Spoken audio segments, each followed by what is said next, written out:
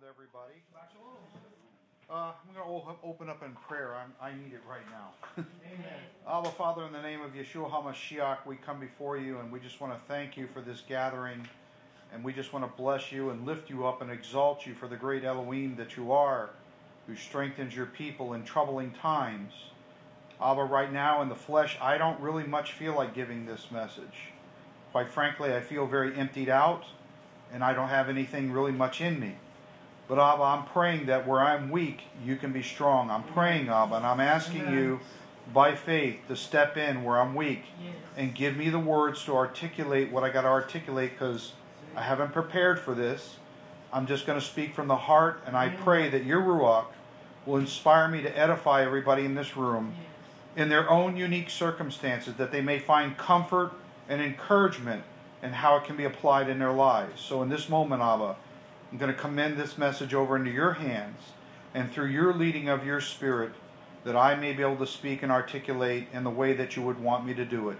So I pray, Abba, and I bless you and thank you for everybody here. And we just bless you and thank you in the name of Yeshua HaMashiach for this Sabbath day that you've given us. Amen. Amen. Well, this message I'm going to give today is not prepared. The last time I gave this message was probably 17 years ago. It was in a prison where I went with Anthony.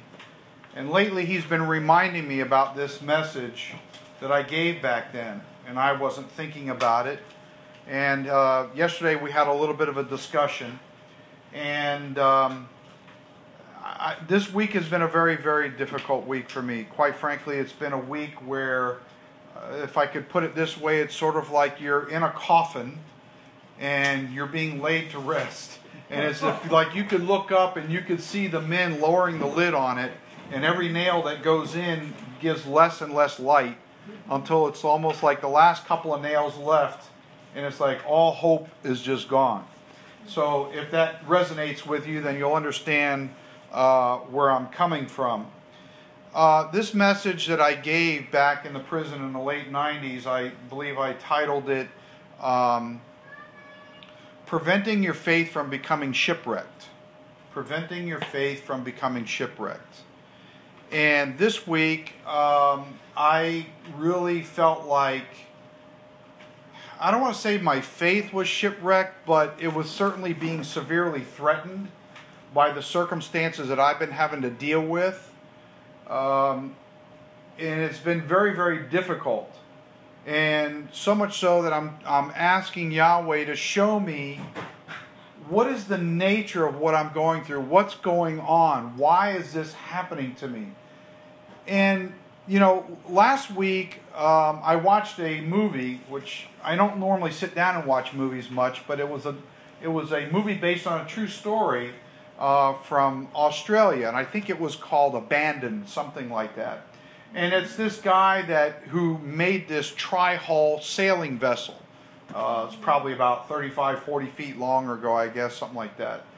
And he commissions 3 other men to come with him because they're going to travel along the coast of Australia to bring the boat to another place. Well, in the middle of the night, they're all kind of sleeping in the cabin area, and this freak wave just comes and it capsizes it upside down. For the next 3 months, these men have to live in an upside down vessel on the inside of these tri-hull areas. And to make a long story short, the captain never lost confidence that they were going to make it. But the other 3 men were constantly at him, and they were at each other. And there was one man in particular that was really quite dangerous to the point where he wanted to kill people. But what was interesting about the movie is that eventually they became very resourceful with what little they had in that vessel. And they made it 3 months. And they eventually wound up, I believe it was on New Zealand. And they got on the island there, and then they were rescued, and people didn't want to believe their story and so forth. But anyway, the thing about it is that when you go through the movie, you watch, I don't know how many of you have ever been on the ocean extensively. I have. The ocean can be the most beautiful place, but it could also be the most turbulent, scary place in the world to be. I know you were a sailor, so you know what I'm talking about. And walking with Yeshua is very much like sailing a vessel on the ocean. There's going to be days where you'll have smooth sailing and it's the most beautiful experience in the world. And then other days you're going to have where there's violent storms and you're going to have waves that will come and capsize your boat. And you'll become disillusioned, you become upset, you become angry, you become bitter, you become confused, bewildered, and all the adjectives that I can throw in there that make you wonder, why is this happening to me? And how am I ever going to make it through this mess? And so the experiences I've been going through lately with my business has basically brought me to a point where my ship has been capsized. And so as I was explaining to Anthony on the phone things that I've been dealing with, he said to me, you've got to give this message again. And so this is where I am. So what I'm going to do is I'm going to break into Acts chapter 26, starting in verse 12. And I want to preface this by saying that Yahweh has created all of us for a purpose. He's created us for a design. And each and every one of us was created uniquely special to deal with the turbulent waves that will hit your life and capsize your boat. And there's nobody else in this room or in this world that can solve the conditions and the problems that come along with your capsized vessel. Nobody. You can run all over the place to whoever you want to. Nobody's going to be able to solve it. They may be able to give you comforting words. They may be able to help you a little bit here and a little bit there. But at the end of the day, when you're withdrawn within yourself and you're confused and you're disillusioned and you don't know where you're floating on this ocean and you don't know how long you're going to be on this ocean, nobody can solve that problem except for you and Messiah Yeshua. Make no mistake about it. No matter how much I've talked to my wife, I've talked in here, I've talked to Anthony a lot on the phone, nobody is going to be able to fix my situation. It's me and Yeshua alone. All I can do is talk about it. You guys can pray for me. I'm not saying that's not a help, but it is. But at the end of the day, when I have to get up on Monday morning and I have to go face the capsized vessel that I'm dealing with, I can only do it by myself. And it's a very, very lonely place to be. And so here what we're going to start reading in the text is Shaul had a mission. Shaul had a mandate. Shaul had an assignment. He had to be somewhere.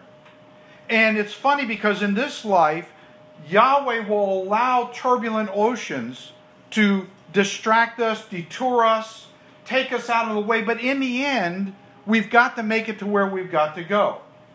And I'm not going to get into all the aspects of where Shaul had to go. That's not really my point. My point is he had to get from where he was to where he had to go. And it's the story in the middle is what I'm focusing on. Because in all of our lives, and this is what my experience has been, maybe once every 7 to 10 years, that tidal wave hits the boat of my life. And my life goes upside down. And it's not the normal everyday kind of problems that you're used to dealing with. This is the one that shakes you to the core of your being. This is the one that turns your life upside down to the point that you know that within yourself you have absolutely no resources, you have no power, you have no authority to change any of it. It is going to go, and you're going to float on that ocean for whatever length of time it is. For some of us, we may float there for 2 or 3 days. Helicopter comes and lowers the basket like Tom would be in there and you're rescued. For others, it could be like those men who were on the ocean for 3 months. Had no water. They had no food. And it was really remarkable where they found little things that they had to get them by day. And there has to be a thankfulness about how Yahweh gets you through that day. Because quite frankly, every day I come in, I'm thinking, this is it. This is the last day. There is not going to be another day. Because my perceptions, based on my ears, my eyes, and what they're seeing, experiencing in the natural, just like we'll read about Shaul, he had experienced things in the natural that led him to a particular conclusion, which was not Yahweh's will. And so every day when I go in, I think this is it. I'm going to have to tell the employees they're going to have to go. They're not going to have a paycheck. I'm not going to have a paycheck. I may have to close the doors. And yet, at the end of the day, I'm able to come in one more day.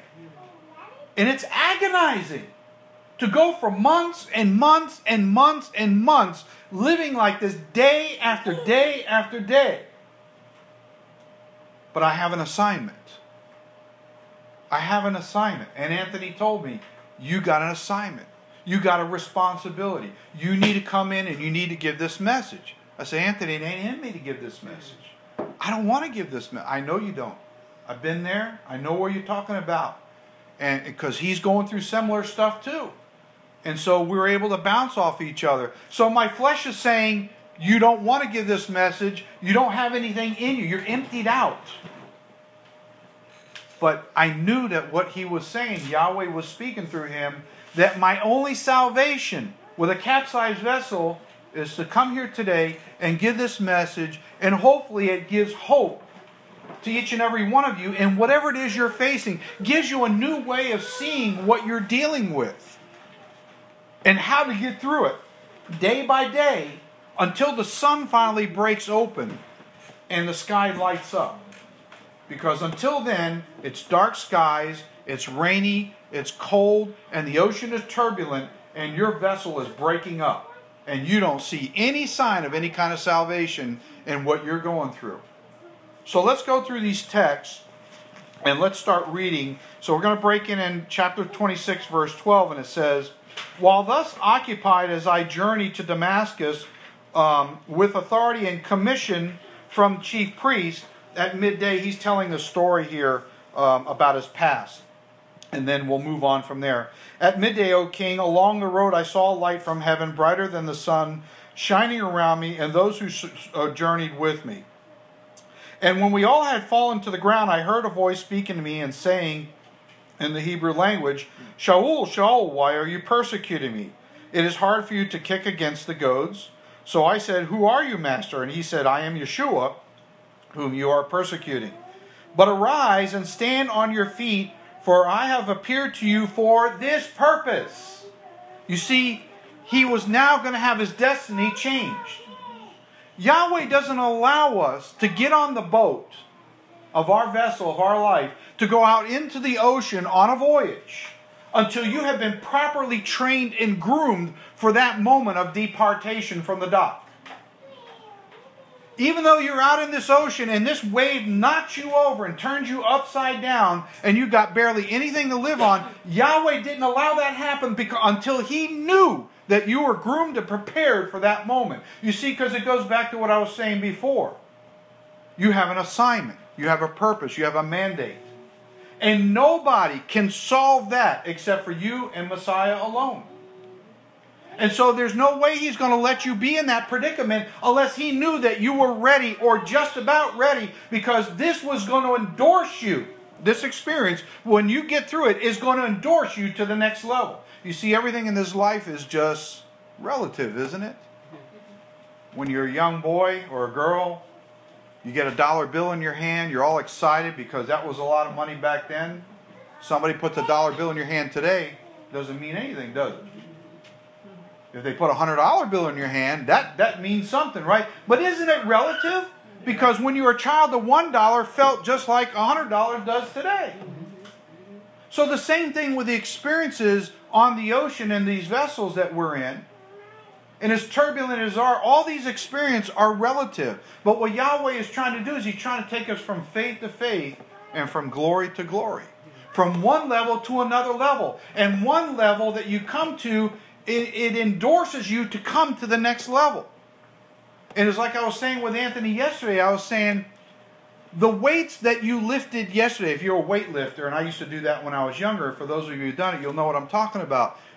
The weights that you lifted yesterday, say it was 200 pounds, only means what it means relative today, because it prepared you for that level so that today they can slap on another 10 pounds.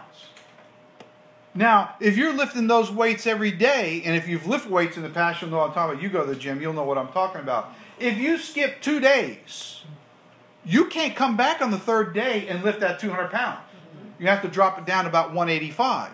Because your body has already lost the resistance that it's developed, the strength that it developed that time. So when you get to the 200 pounds, the next day they can slap another 10 on. It's going to be a strain, but they can slap another 10 pounds on there and you'll be able to do it. But what I'm talking about is not slapping another 10 pounds on. I'm talking about slapping on like double the weight. There are these defining moments in our lives, in our walk with Messiah Yeshua, where it's not good enough for Yahweh to just slap another 10 pounds on the weights. I'm going to double it. Now, in our core of our being, you know, by looking at that double, you mean 400 pounds? I can barely get the 200 pounds up. That's the point. Because what I was saying to Anthony is, what happens is you get what are spotters. And they'll be on either end of the weight, and they'll help you get that weight up enough that you can get it started. So Yahweh and Yeshua is our spotter. They're the ones that are going to say, this voyage is not going to be the 10-pound voyage. We're going to double this thing. It's going to be tough. It's going to take a long time. But when you come through the other side, you're going to be endorsed for whatever this assignment is that you have. So the problem is, for us as human beings, is that our perceptions get in the way. I can't do it. That's a true statement. You can't do it. And that's what Yahweh's trying to get us to understand. Yes, you can't, but through me or through Yeshua, you can do all things. Him who strengthens you. The problem is that the task is so daunting that it intimidates you. And we shrink back. And we start feeling sorry for ourselves. And yet that's not what we're called to do. So let's move on. So Paul here has a purpose that he's being told. To make you a minister and a witness of both the things which you have seen and of the things which I will yet reveal to you. You see, until we go through that voyage in that vessel and come through the other side like those guys did when they ended up on New Zealand, they were celebrating because they made it through the ocean for 3 months, which nobody in history has ever done. If you look at the story, it's a historic story that was portrayed in that movie.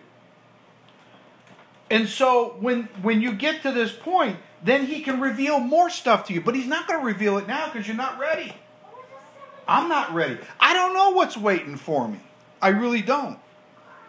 And I can only assume that because I don't know what it is, it's not his will to let me know what it is, because I got enough on my plate to deal with what I'm dealing with now that I don't have any business trying to know what it is that's waiting for me. Because if I can't get through this, what does it matter? And the same for all of us.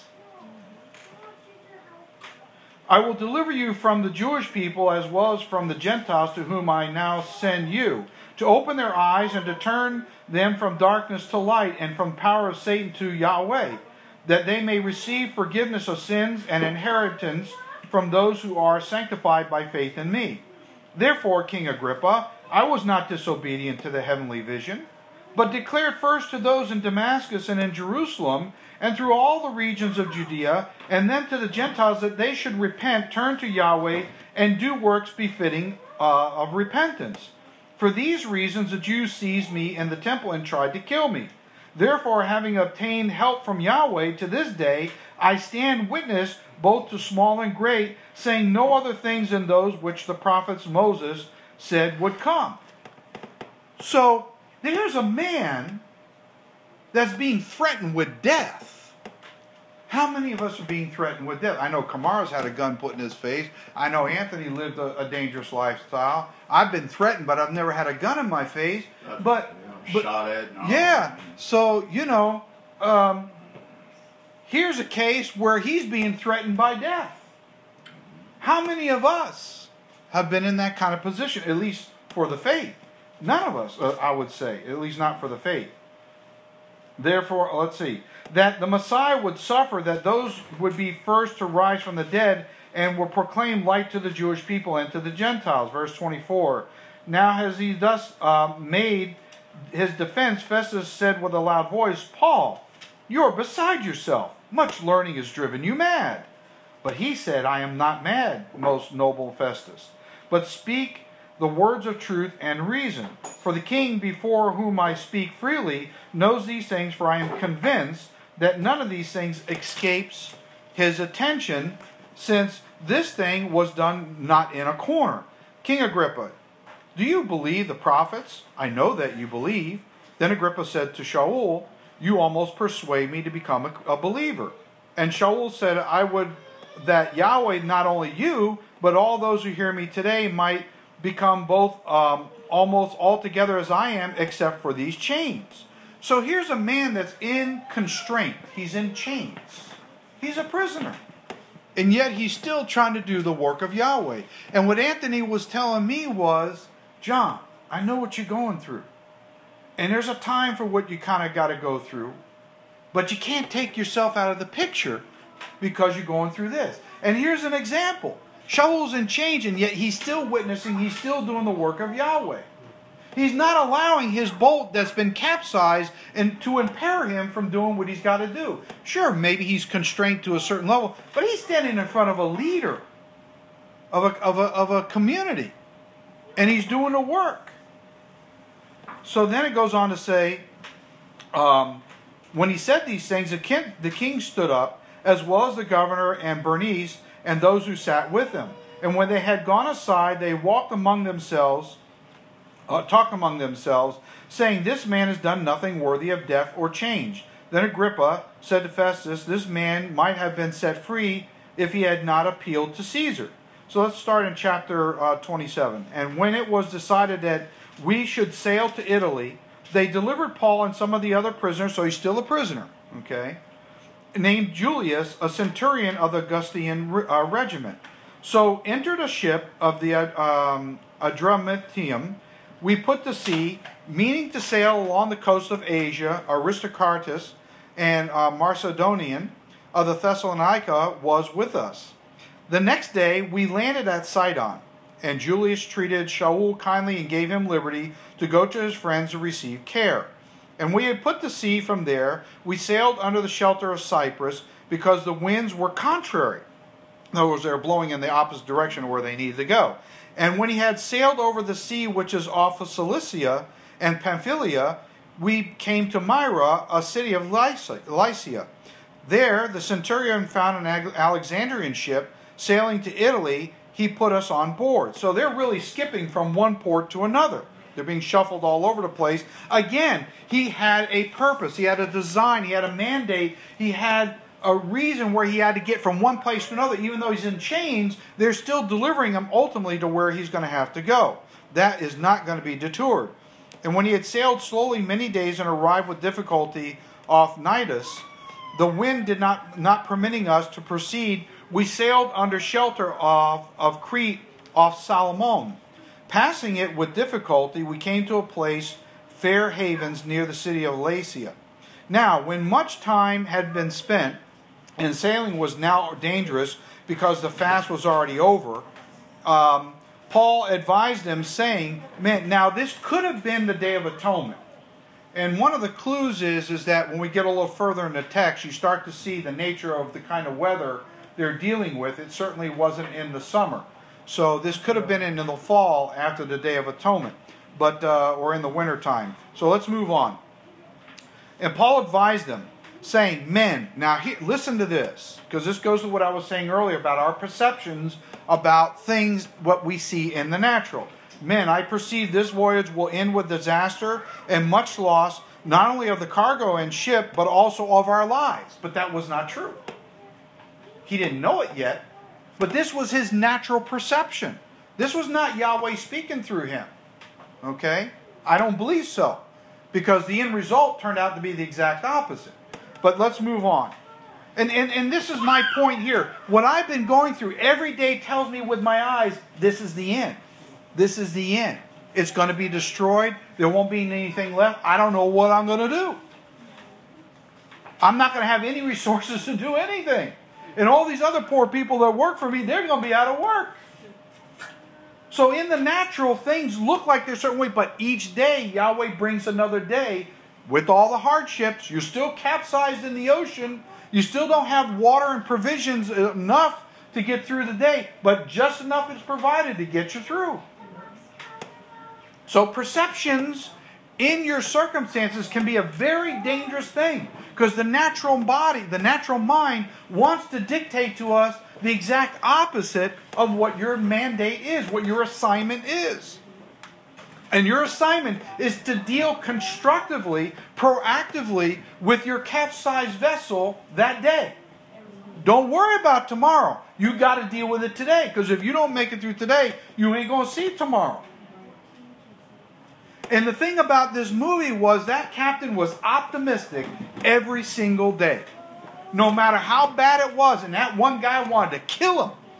He wanted to kill him. He was at his throat and fighting every single day. But that captain wouldn't give up.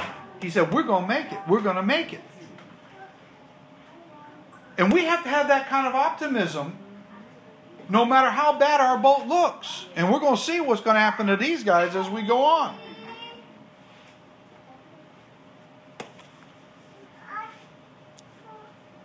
So I perceive this voyage will end with disaster and much loss, not only of the cargo and ship, but our lives, also our lives. Nevertheless, the centurion was more persuaded by the helmsman and the owner of the ship than by the things spoken by Shaul.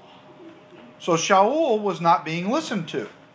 And because the harbor was not suitable to winter in, the majority advised to set sail from there also, if by means they could reach Phoenix, a harbor of Crete, opening towards the southwest, northwest, and winter there.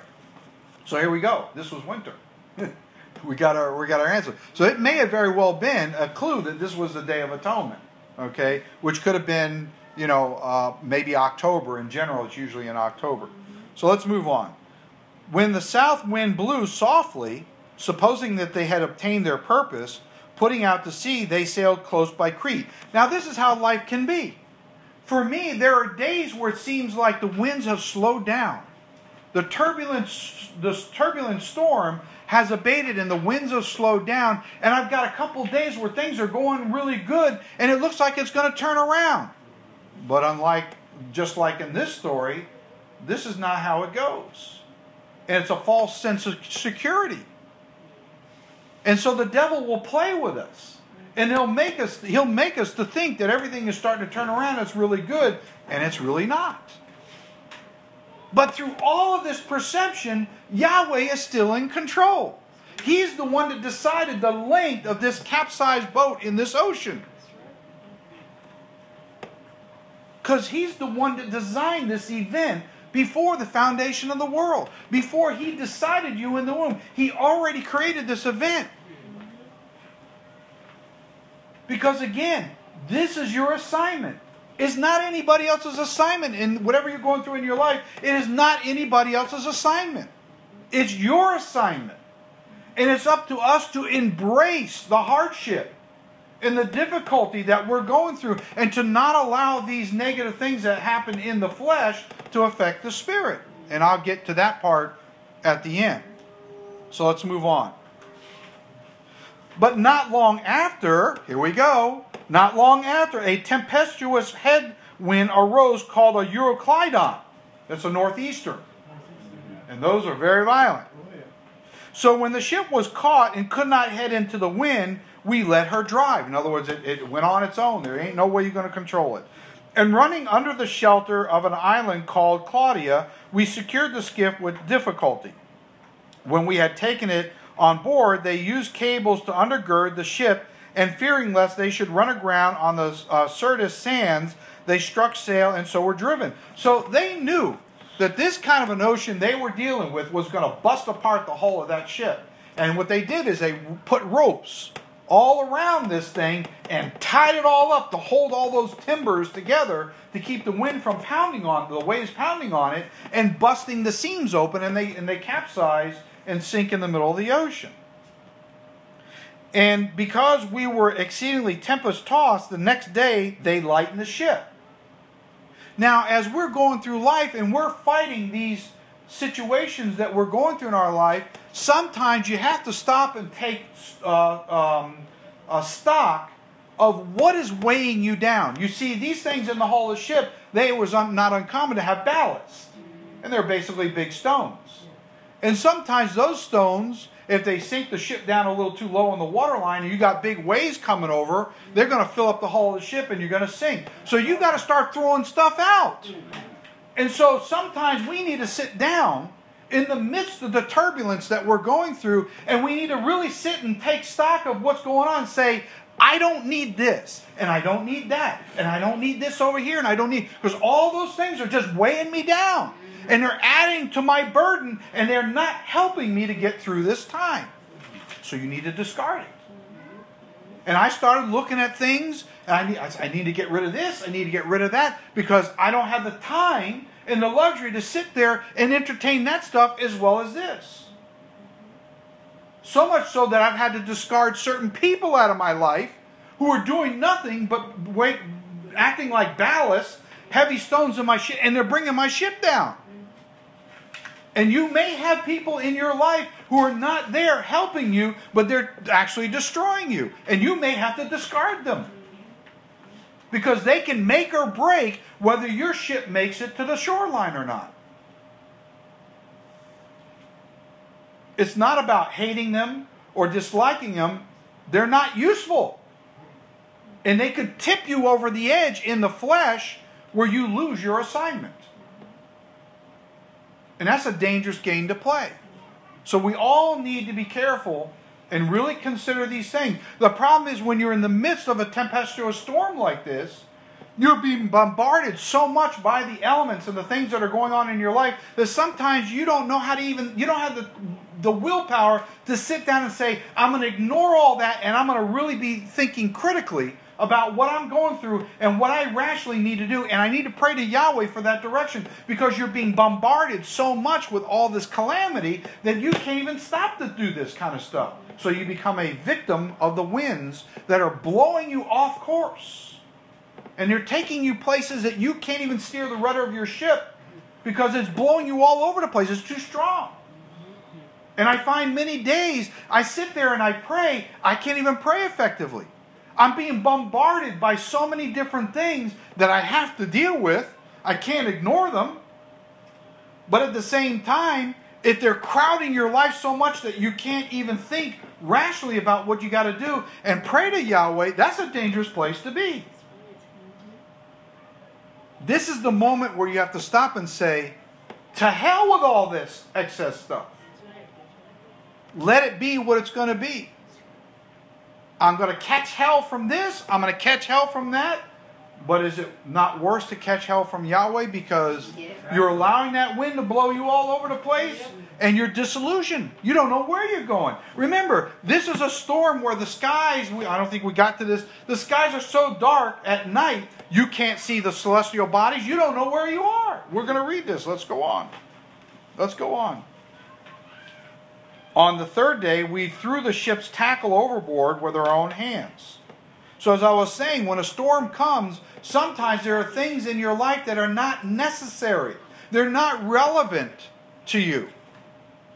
And if your heart is so attached to those things and you don't want to let them go, they're going to go down with you with the ship. And I'm not saying it's easy. There's some things that are very hard to cut loose. But Yahweh sometimes expects you to cut it loose. It could be an idol in your life. It could be anything that's a ballast stone that's going to bring you down. And so we got to get really, really real about these kinds of things when they happen.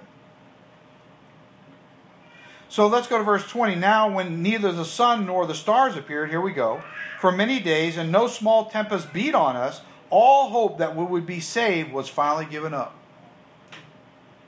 That's kind of where I was yesterday. You know what the kicker was for me yesterday? That's payroll day.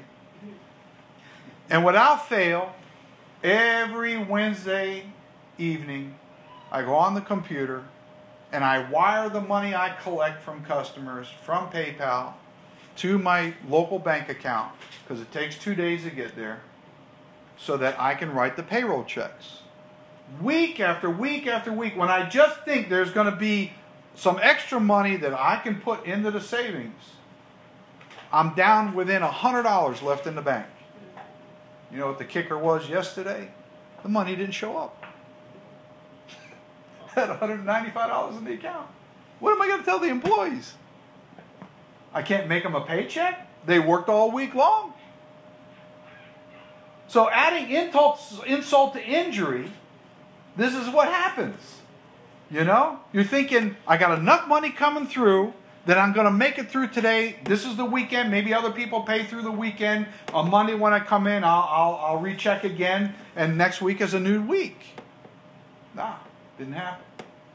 As a matter of fact, to make insult to injury, when I'm billing people, I'm finding I got $20,000 worth of invoices sitting there that I billed out that people are not paying for. They're just stacking up. And they're getting so old that I have to take them out of my recent and just store them away and consider the fact that now that I've contacted them, if you don't want your product anymore, let me know so I can cancel the order. They're not even responding. They're not even telling me they want to cancel the order. They're not saying I want it. They're not saying I don't want it. They're not even responding. So I have to take all this stack of orders, which will keep me busy for about 3 weeks, and I have to just basically toss them. So then I have to go to the new pile and shuffle off a bunch of orders from that, and the stack's going down like this. And I'm thinking to myself, this time of the year, I should have doubled the amount of orders that I got sitting there. And now they're coming off, and the stack's going down and down and down. Pretty soon you can't pay the bills.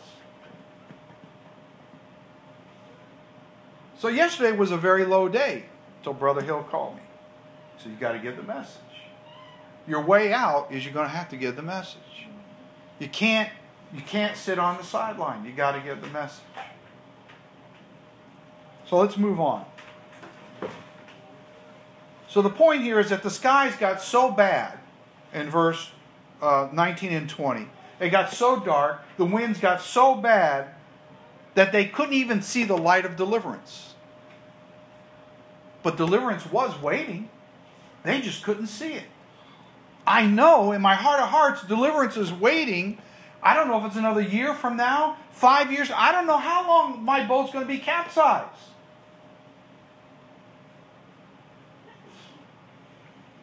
And so I had to make a real hard decision.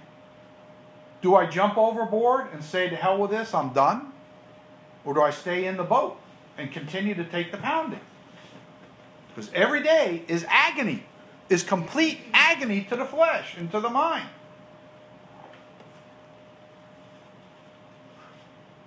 So they couldn't see the light of deliverance because the skies were so dark they couldn't see anything.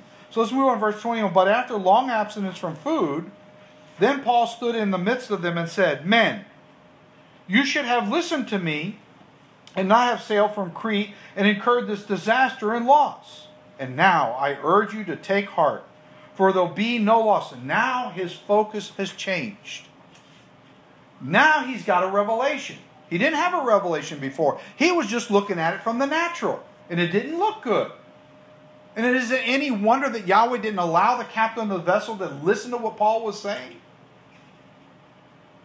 You should have listened to me and not sailed from Crete and incurred this disaster and loss. And now I urge you to take heart, for there will be no loss of life among you, but only of the ship. Only of the ship. You see, our body is a vessel. And this body will die one day, and that don't matter. What does matter is the inner man. Does he stay preserved? That's what really matters. Whether this body goes down into the earth, into its grave, like the ship goes down to the bottom of the ocean when it sinks, doesn't matter. The question is, the men who are inside the vessel, do they get out? Do they get saved? That's the real focus here. And then he goes on to say in verse 23, For there stood by me this night an angel of Yahweh, to whom I belong and whom I serve, saying, Do not be afraid, Shaul. You must be brought before Caesar. He had an assignment. He had a mandate. He had a date with destiny. He must show up here. And Yahweh's revealing finally, this is your mandate. This is where you're going to go. And this is what you got to do. So nobody's going to be lost. And it's because of Paul's covering and the word of Yahweh on Paul to everybody else. That spirit of faith that stirred Paul with the conviction that we're going to make it, they're all going to make it. So let's move on. Therefore take heart, men, for I believe Yahweh that it will be just as it was told to me. However, we must run aground on a certain island. But when the 14th night had come, as we were driven up and down in the Adriatic Sea, about midnight the sailors sensed that they were drawing near to some land. Remember, it's night. They can't really see anything. It's tempestuous. But they sensed. How do you sense that? How many of you have been on an ocean in a boat in a situation like that? I've been out in the ocean at times where it was raining so hard, so thick, that I couldn't see more than 100 feet out in front of the boat. I didn't know where the island was. I knew it was to my left, but I didn't know if it was 100 yards or if it was a mile away, because we've been traveling for a while at a slow speed, and I didn't know where it was. I just knew it was to my left because compass said we were heading in a certain direction. But it was daytime, and I was able to look over the side, and the water was clear enough that I could start seeing the bottom down lower. You know, about 6-7 feet down. And then I was telling the guy who owned the boat, because we were running on the main engine, he had a little kicker. And it was getting lower and lower and lower. And I said, Larry, you got to turn to the right and go back further out. Before I could say that, boom, the prop hit, you know, the stones on the bottom. We were in like 2 feet of water at that point. And it broke his whole drive shaft. Yeah. And it's pouring down rain, and it's cold. Yeah. We're soaking wet, you know. So it was a pretty disparaging time, you know. And fortunately, we had a little kicker on the back, so we dropped that down. It took us like 4 hours to get back to the dock, but we finally made it. But anyway, the point is that they were sensing that they were getting closer. So what do they start doing? They're taking soundings. And they took soundings, found it to be 20 fathoms, and when they had gone a little further, they took soundings again and found it to be 15 fathoms. I don't know if any of you know what that is, but it's a rope with a rock at the end that's marked off in sections, and they drop it down, and when the rock hits the bottom, just like when you're fishing, you go on a bottom fish, you let the sinker hit the bottom, then you pull it up a foot or two, and you fish off the bottom. So in essence, that's what they were doing. In this life, when we're going through what we're going through, we need to take soundings in our life. We need to drop the rock over the side and measure what kind of depth of water we're in. Because if you can get a real sense of the depth of water you're in, you have a sign. And that sign is telling you you're getting closer to deliverance on the shoreline, or you're still way deep out at sea. So it's important to constantly be checking in with Yahweh and asking Him for signs to show you, am I in 20 feet of water? Am I in 5 feet of water? Where am I in this thing? But be prepared, because sometimes He may not tell you. He may not tell you. It's just like when they were out here in this ocean, they're being blown all over the place. Yahweh didn't deliver to them a message as to how far away they were from land. But at some point, they started to get a sense they were close to land, even though they couldn't see it. Something was telling them they were close. Is something telling you that you're close? And can you embrace that and not allow the natural to try to pull you away from that? So let's move on. Then, fearing lest we should run aground on the rocks, they dropped 4 anchors from the stern and prayed for day to come. So here we go again. They're dropping more stuff over the side. Because as you're coming closer and closer to the shoreline, the deeper the hull of your boat is in that water, you're going to hit those reefs. So you want to get weight out of that boat so it becomes more positive buoyant, so that you can come as close to the shoreline as you can. Why? Because you've got giant waves from this northeasterner that are pounding on the shoreline. Even if the boat goes right up almost to the shoreline and you try to jump out of the boat, those waves are going to catch you, come crashing in, and throw you maybe up on the rocks all the way up on the shoreline and kill you. So you can't afford to have this boat hit ground 15, 20 feet away from the shoreline. You can't afford that. So we need to be strategic in these kinds of situations and do what you need to do that's right. And I'm going to give you an example. A few weeks ago, when I was redesigning the website, I was scrambling around to try to figure out how I can make things better. So I was talking with somebody and they said, why don't you remove your email address and remove the phone number? There's only one of you in the office. You can't handle all the emails. There's no way you can pick up the phone. And so what you need to do is get rid of this stuff. So I spent a whole day going all the way through and getting rid of all that on there. All there was an order form. That's it. Well, you know what? What happened was business dropped off 80%. Wow. And then I'm like, I made a big mistake. Big mistake. Then another guy comes in. And he tells me, no, you can't do that. You need to keep that phone up there. I said, but who's going to answer it? I have nobody to answer the phone. He says, you're going to have to find some way to deal with this, but you can't let that phone number go because you're always, and this guy is a guru with websites and marketing and all that. So I had his ear. So anyway, he said, you're going to have to find a way to deal with it. I don't know what the answer is, but that's something for you to figure out. So then I got an idea. I said, let me call it quick quotes. Call the phone number, or you can write with the email. As long as your item is listed on our website, you can call in, leave a message, somebody will call you back shortly, give you a quick quote. Whereas if you email it in, it could take you several days. I changed all that on Thursday. On Friday, I already had 20 phone calls. And I had my guy leave his work. And I said, you sit in the office here and you write down the phone number of everybody who leaves messages on the machine and you call them all back. I don't want it to go more than 2 hours. Call them back because this is quick quotes. He started calling back and they're all like happy they got to talk to somebody, and then they start filling out order forms to send in their orders. So now it started, at least as of yesterday, started showing it's turning around the other way. So, the thing is, we sometimes make decisions that has very adverse effects on our life and the things that we're doing. And so we have to be very, very careful to think things through correctly. So, let's move on to verse 30. And as the sailors were seeking to escape from the ship, when they had let down the skiff into the sea under pretense of putting out anchors from the prow, Shaul said to the centurion and the soldiers, unless these men stay in the ship, you cannot be saved.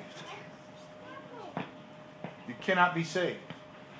I've seen some stories where people didn't want to stay on the capsized vehicle. They wanted to put on a life vest and float out in the ocean. The sharks got them. So the point of the vessel is the very nature of the trial which Yahweh had created. He created that vessel to have the issues that it's having, because that actually becomes your salvation. The very thing that becomes your turmoil is the very thing that saves you. And so I see a lot of people, and sadly I'll say even in the fellowship, we had people who were in this vessel, they're not here anymore. They abandoned the ship. And now they're scraggling around out there with don't know what to do. Because they didn't have the vision to stay in the ship. They couldn't handle the discomfort of the temporary things that were going on that caused them to get into an attitude and leave. And they all make their own excuses to justify why they shouldn't be here anymore. Well, how's that working for you? Mm-hmm. Sad to say, but it's true. So let's move on. Unless these men stay in the ship, you cannot be saved.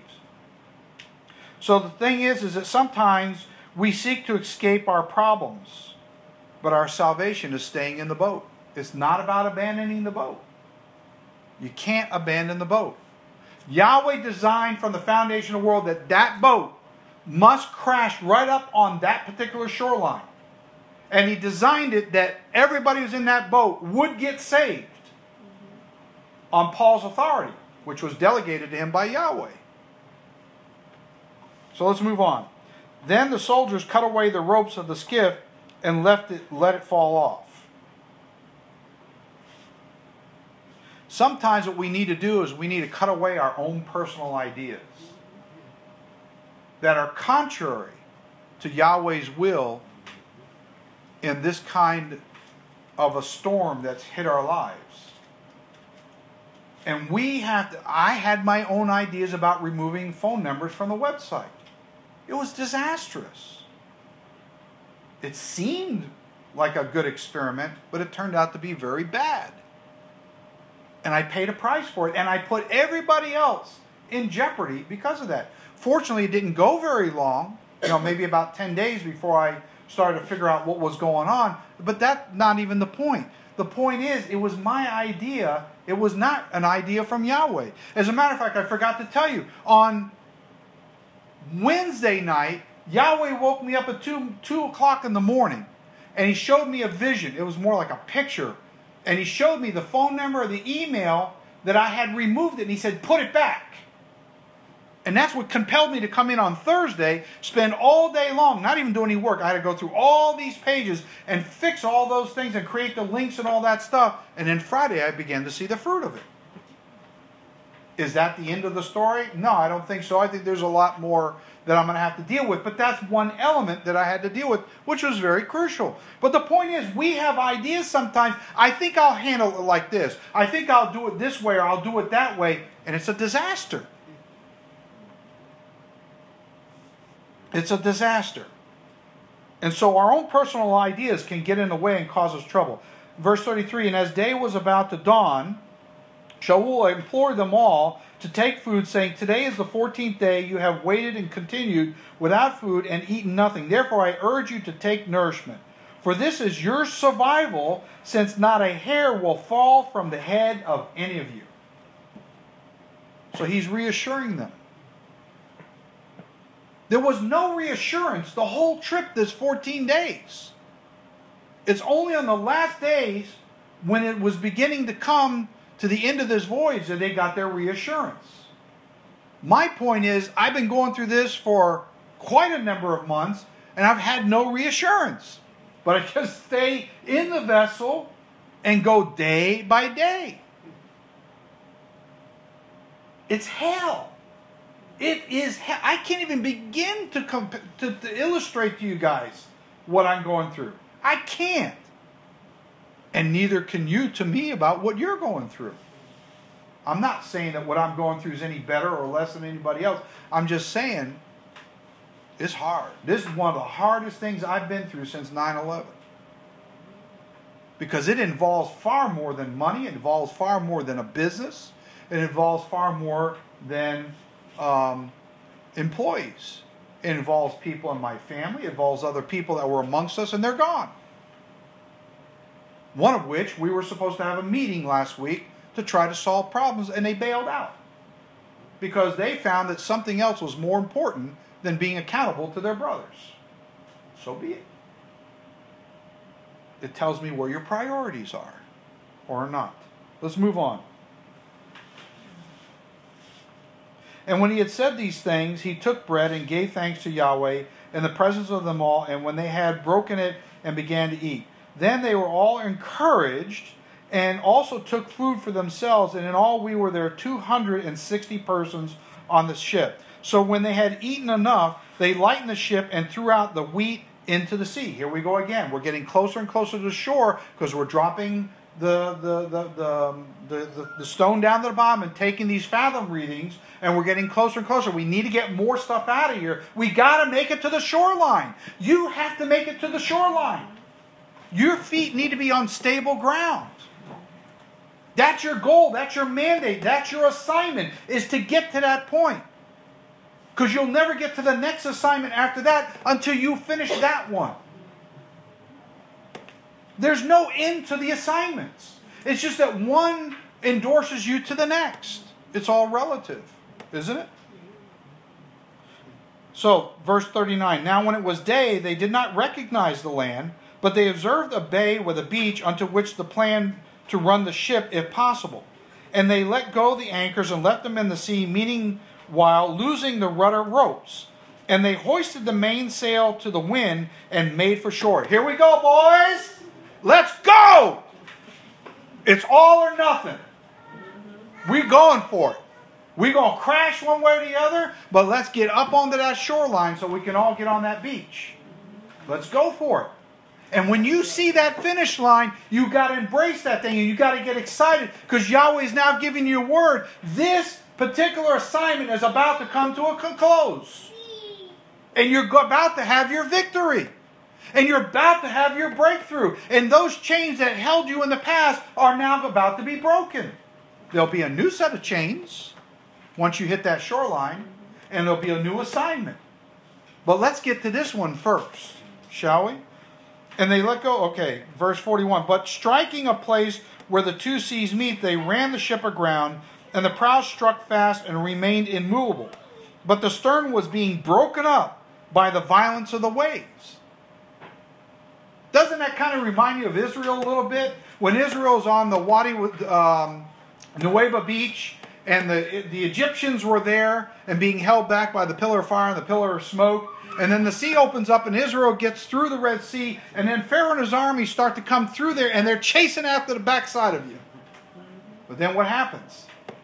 In this case, with Shaul and these men, they make it on the beach while the back of the ship is all being broken up. Just like Pharaoh is being caved in by the waves of the Red Sea when he thought he was going to get at him. Satan is always chasing us. He ain't going to leave you alone. The sooner that we can come to grips and accept that, the better it's going to be for us. We just want peace. We want an easy life. We want to be able to just sail through this life with victory with Yeshua every single day. But that's not how this life is designed. We have to embrace adversity because it's part of your assignment. It's not fun. It's not fun, man. It's not fun. But somehow we got to find excitement in that. And that goes against our nature. And the older we get, and for me I'll say, the older I get, the harder in my flesh it becomes. My body's taking a beating through a lot of this stuff. There are days that I can't hardly walk. To run a business, have employees, and all the other stuff, and you can't hardly walk. I'm not trying to boast. That's not my point. My point is, one of us may have this impairment, another has that impairment. It could be physical, it could be financial, it could be emotional, it could be any number of things. We all have our demons assigned in our lives who are pushing those buttons constantly, trying to aggravate our lives and prevent us from meeting our assignment. So let's move on. Now the soldiers' plan was to kill the prisoners, and that means Shaul would have been included, because he was still a prisoner, lest any of them should swim away and escape. But the centurion, wanting to save Shaul, kept them from their purpose and had commanded that those who could swim would jump overboard first and get to land. And the rest, some on boards and some on broken pieces of the ship, and so it was that they all escaped safely to the land. And because they all obeyed the prophet, they all received the prophet's reward, didn't they? Yes. Let's move on here to chapter 28, and we'll go through a few verses. Now, when they had escaped, they found out that the island was called Malta, and the natives showed us unusual kindness. That means their nature was that they usually didn't show kindness. That's what it's telling me. So that Yahweh had given them favor. It was bad enough they just went through 14 days of hell, but now they met a people that had compassion on them.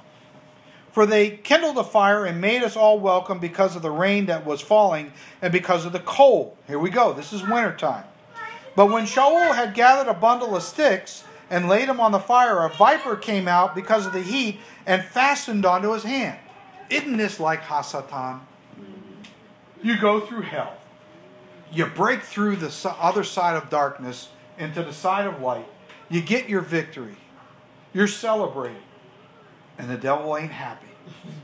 And he still had the devil come up and nip you right in the rear end with something new. But you know what? No matter what the devil does, Yahweh will allow victory to endure for a while so you can get rejuvenated. And so let's move on. So when the natives saw that the creature hanging on his hand, they said to one another, "No doubt this man is a murderer, whom though he was escaped the sea, yet justice does not allow to live.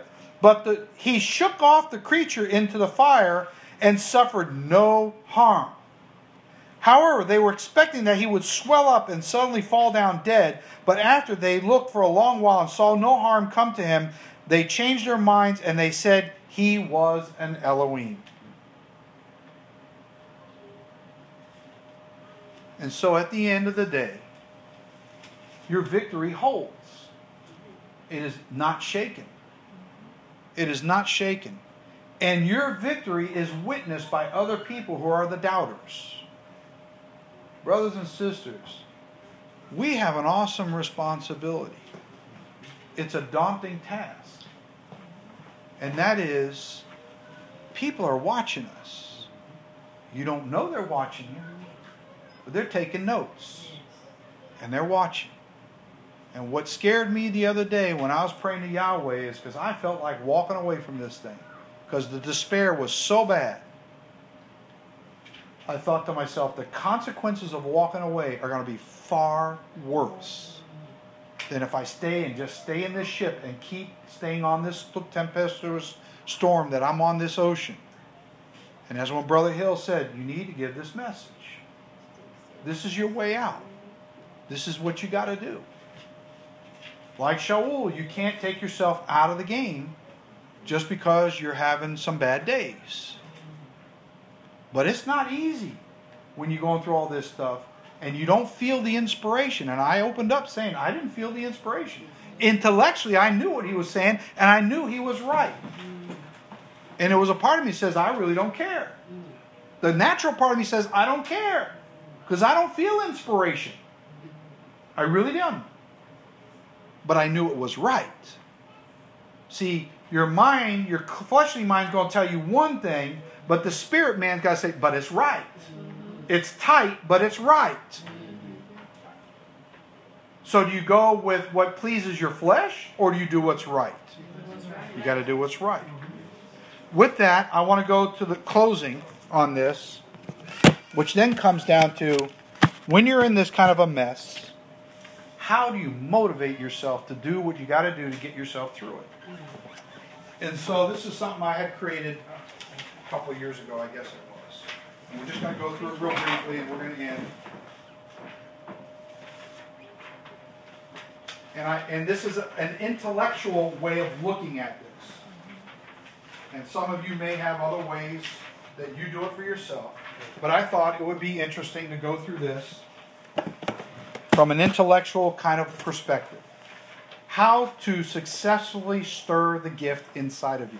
You see, when you're on a stormy ocean and all hell is broken loose in your house and you don't know what you're doing and you don't know where you're going and you don't know how long it's going to last and you don't have the resources to get through what you got to get through, you doggone better well be able to stir up the gift of the Ruach. Especially if this is going to be a storm that lasts 14 days. This is not a one-day storm like we get down here in the summer. This is going to last 14 days and it's going to be hell to pay and it's going to whoop your rear end. You're going to be physically, mentally, spiritually, and emotionally exhausted. You better know how to stir the gift. Because there ain't no time like that than to stir the gift. So, if you look at the first box on the left side at the top, the first question needs to be is, what is my potential? Or what is my assignment? If you don't know what your potential, or you don't know what your assignment, or your mandate, whatever you want to call it, if you don't know what the task is that you've been assigned to in a given matter, you're lost at sea. And you'll never get to the stirring of the gift. Because there must be a purpose why you're going to need to stir the gift. Because you're going to need the power of Yahweh to get you through this thing. You're not going to do it on your own. You need the power of the Ruach to get you through this. You've got to get excited about this thing. You've got to fight. You've got to have a take no prisoner mentality. I'm going to whoop everything that comes in front of me. You can't do that on your own with the forces of darkness. You need to stir the gift. What is yours? What is your call to face the demons or the situations that you find yourself in? however big or small. What has Yeshua called you to be or to do? These are affirmations or questions that you need to rationally ask yourself, because I had to start asking myself some stuff. And I had to get down and dirty and real with myself, with where I was. And to a certain degree still am. And thanks to Brother Hill, he made me ask myself some questions.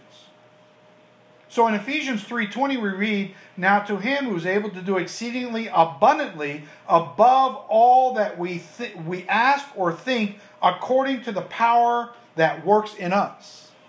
See, it's not us. It's the power that's in us. And it can do above and beyond all you can think or ask. But you got to knock on that door. You got to ask him, what is it about this? What do I got to do? What is my potential? What is my mandate? What is my assignment? What do I need to attack first? What is dominant in my life that needs to be destroyed? Because that very thing that's trying to kill you is the very thing that actually will save you. The question is, if you run away from it, it kills you.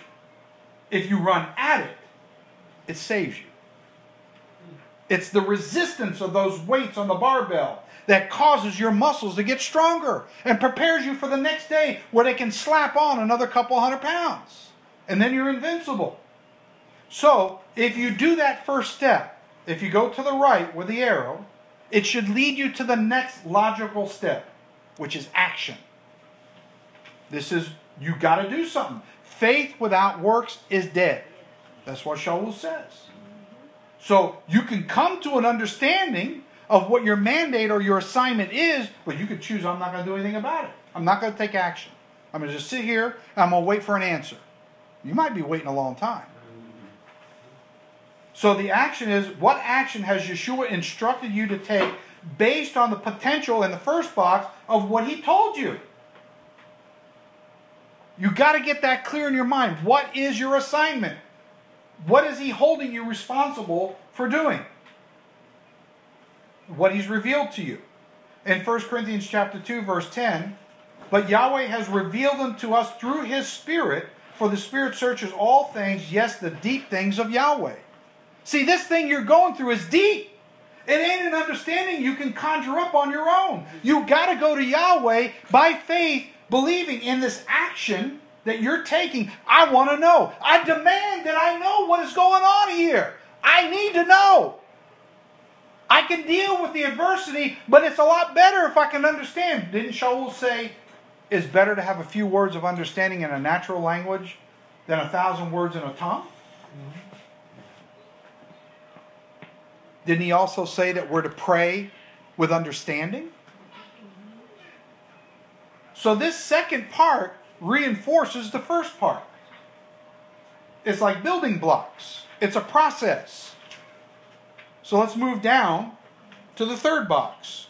So if you've done the first two, it should logically lead you to step 3, which is results. You've made your petition. You've made it known to Yahweh. You're not going to settle for anything less. I'm standing here in the midst of this adversity, and I'm relying on your righteousness and your power of your Spirit to bring me through this adversity. Now, I want to see results. I want to see the power of deliverance in my circumstances so that I can witness to other people with testimony, which is why we do this here every week. This determines by what actions you take or don't take. It's up to you. Because at this point, you can choose to do or not do.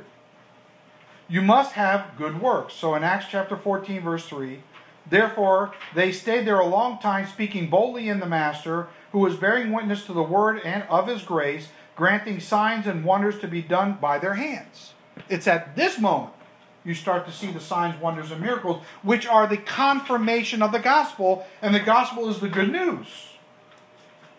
Now, if you did step 3, this should lead you to the fourth part, which is belief. What do you believe? It should be the first box, whatever word was given to you. See, it's secular.